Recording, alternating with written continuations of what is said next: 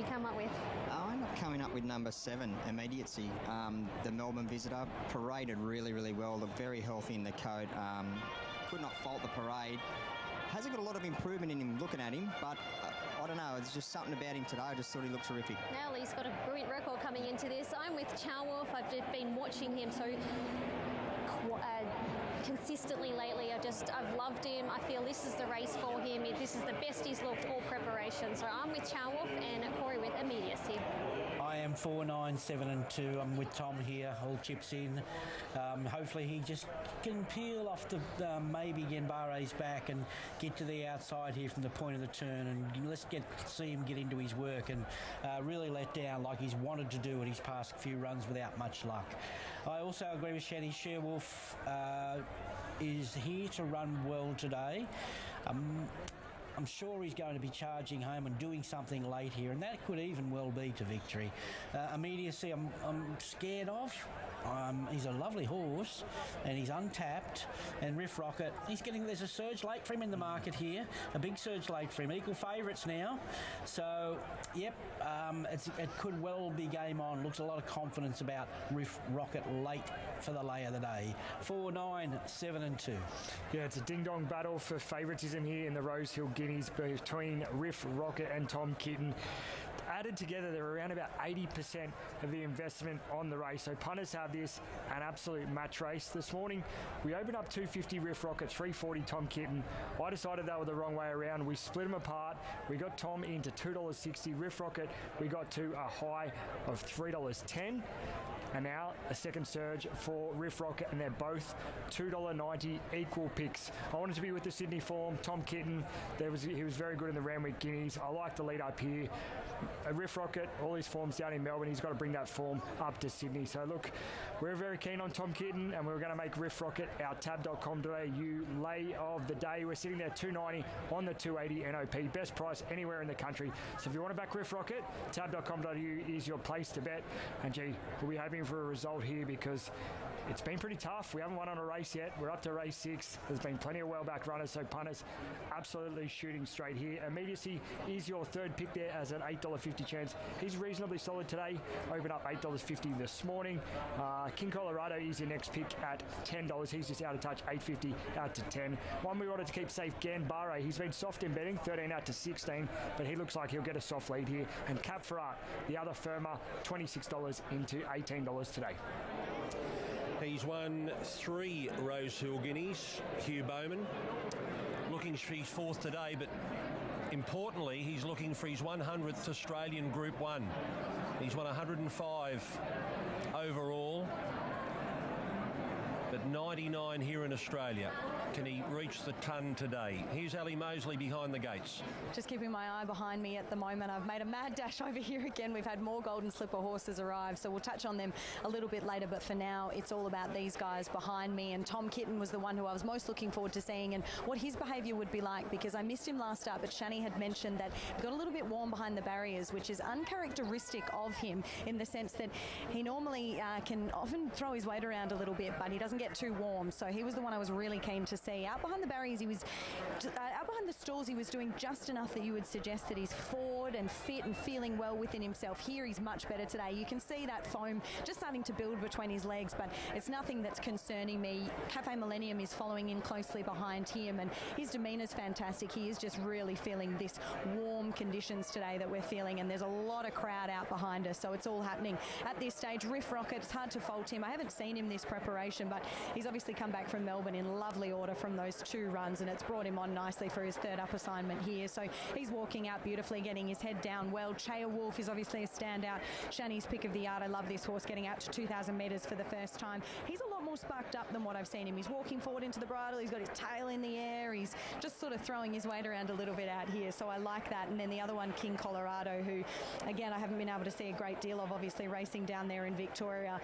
Now, as a 3-year-old, is in lovely order. He's a beautiful type of horse, and he was always just going to be really progressive after winning the JJ and just get better with time. So I can't fault him either. A few are getting a touch warm, but there's nothing to be concerned about or to report on negatively. Group 1, Rosehill Guineas, upcoming. Some of these, do they progress to the Derby? Well, there's there's Cafe Millennium, who's getting very, very hot over there behind the gates. We've seen markets change here today. New Queen Elizabeth favourite as short as 2.30 via Sistina. News that Anthony Freedman will think about in the next 48 hours whether Plus de Carousel, the runner-up in the Randvet, goes to the Tancred next week and backs up. And the same can be applied to Post Impressionist, the Sydney Cup favourite. The decision to be made whether he backs up in the Tancred next week as well. All right, final check on the market before they all move in here with Tim Ryan from the tab and the Rosehill Guineas. Yeah, your lay of the day, Riff Rocket, now clear favourite into $2.80. Tom Kitten out to $3.20. Late specking, Gambare, 17 into 14, and Cholwolf, 19 into 15. But punters having a match race. They're all getting hot over there. There's the roughie, the rank outsider. Steel Blaze about to come up. And we're just about ready. Second Group 1 of the day. Tab Golden Slipper Day. This is the Sky Racing Rosehill Guineas. Close now, and Immediacy is one of the last to go forward. Immediacy moves in, and we're all ready now. Racing in the Sky Racing Guineas, and Cafe Millennium flopped out of the gates last. Tom Kitten, Gambare jump well, so did Cass on the rouse. Cap Farrar being sent forward, and Immediacy is the widest, and up there contesting the lead. They're followed then by Chael Wolf on the outside of Steel Blaze, King Colorado down on the rouse. Cafe Millennium's gone down to the fence. Now Riff Rocket is second last, and Cosmic Lad's going to settle at the rear of the field. Gambare shows the way, and Immediacy put right up on the speed will sit second. Ducass third, and Cap Farrar in fourth. Then came Tom Kitten next on the rails. A length further back to Chael Wolf, then King Colorado. Cafe Millennium's mucking up back in the field, pulling hard on the inside of Steel Blaze. 2 lengths to the first-time favourite, Riff Rocket, and Cosmic Lad sees them all about 14 off the lead. 1,200 to go. Gambare in front by a length to the unbeaten Victorian Immediacy. Ducass Every Hope in third, then Cap Farrar. A length further back to Tom Kitten, just easing back a fraction. He's got plenty of space behind. 2 lengths away to Chael Wolf. King Colorado's down on the fence. Then Steel Blaze from Cafe Millennium. Riff Rocket might be easing 3 wide here. Nash, yes, just giving him a bit more space wide out. Cosmic Ladder's the last one.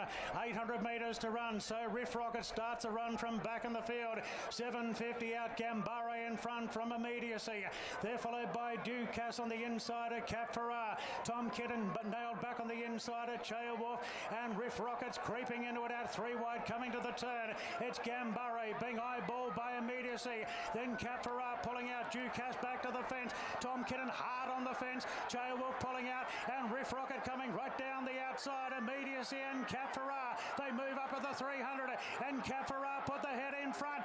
Now, where are the chasers? Tom Kitten on the inside. Riff Rocket on the outside. Let's see now. Here comes Riff Rocket charging down the outside, and Riff Rocket will win the Rosehill Guineas. Chael Wolf second. Cap Farrar clung on for third. Then Immediacy, Gambare, and Tom Kitten Every Hope. Further back, Ducass. A gap to King Colorado, Steel Blaze, Cafe Millennium, and Cosmic Lad. Well, Chris Waller has drawn level with Gay Waterhouse on 159 Group 1 victories in his career. 2 of the legends of Australian racing are now equal. 159 apiece. Gay Waterhouse has done it 25 times, reaching the Group 1 status with Adrian Bott, but her figure of 159 now has been joined by Chris Waller. 2 Group 1s run today, both going to Waller. Riff Rocket can add another Group 1 after winning the Derby to the Rosehill Guineas. And for Nash, he reaches a nice round number of 70 Group 1s. Wolf, Cap Farrar fill the placings. Yes, a good, solid, strong performance. We've had a few come down the outside here today, and there's another one, and he lands big bets late. It's been a wipeout for the bookies today because they hammered him late and they got it 100% right again. He's ticking along. He'll firm there. The big odds in the Derby are looking good for Wolf. And Tom had to duck back to the inside. I still thought he should have finished off a little bit better. Cap Farrar has run boldly again. But, yep, he's back, and Nash would have got a kick out of that. Yeah, I think he would too, Ronnie. I thought it was a terrific win. He was back in the field. There's obviously a little bit stop-start back where he was. He didn't get a real good chance to actually let him get his head down and travel comfortably. That's why he pulled him out at about the 900 metres and let him start to roll up and get into his gate. But I thought it was an absolute outstanding win. 2 Riff Rocket is first, 9 Shawolf is second, Cap Farrar is third. Now, Riff Rocket will be given his chance to try and do what Hitotsu did a couple of years ago, and that's win the Victoria Australian Derby, and a feat that hadn't been done prior to Hitotsu since Mahogany. So it's not easy to do, win the Victoria Australian Derby. Not at all. But I think this horse could do this. He's got great scope. He obviously can put him anywhere in the race. Like I said, the first half of the race there, he did not get anything go his own way. He was pulling quite aggressively just because of the slow tempo, stop-start back where he was, but just love the way that he strolled up and put his head down and hit the line good. Markets are changing rapidly for all these big races on day 1 and day 2 of the championships. We've got a new Sydney Cup outright favourite, post-impressionist. We've got a QE Stakes favourite in Via Sistina, and now we've got a new, a firm Derby favourite, Riff Rocket, at $3. First of all, congratulations. 159 Group 1 victories. For a moment in time, you're level with a legend. Yeah, very much so. She's everybody's idol, and certainly mine. So yeah, there's plenty of racing still to come in both of our careers, and yeah, Gay's an inspiration. So it's a privilege to join her. Most importantly, Riff Rocket. It was a terrific win. He's done a great job. We're a little unsure of his Sydney form. Yeah. But he's just come of age since the spring or during the spring, and yeah, it's a privilege to have him racing like that for those colours and on our home track. And he'll have a crack at a Derby. I would say so. I originally said Australian Cup, but it's only a week away. I thought it was 2 weeks, but I found out the other day that it wasn't. So we might just have to stay here. I'll see what Nash says about the Derby. I know he won the Victorian Derby, but he only just fell in. So I'm just wondering whether his stamina's there or not. Okay, congratulations and good luck in the remaining Group 1s to come. It's not over yet. Thank you. Chris Waller. So, Tim, we just have to be wary there with the Derby. Chris Waller suggesting the Australian Cup. That's a week back up. And Nash is obviously going to have some words to say about the 2,400 metres. Even though he is a Derby winner, will he go to another Derby? Now, what price is he in the Derby? Yeah, so we're just finalising that market now. We are going to put up, most likely going to put up $2.80, but the boys just finalising that now. He isn't in the Australian Cup market, so I'll get him reinserted back into that Australian Cup market. $2.80 for the Derby, though. Yep, that's in 2 weeks' time, the Australian Derby, day 1 of the championships, he's $2.80. Okay, that's race number 6, the Sky Racing Rosehill Guineas.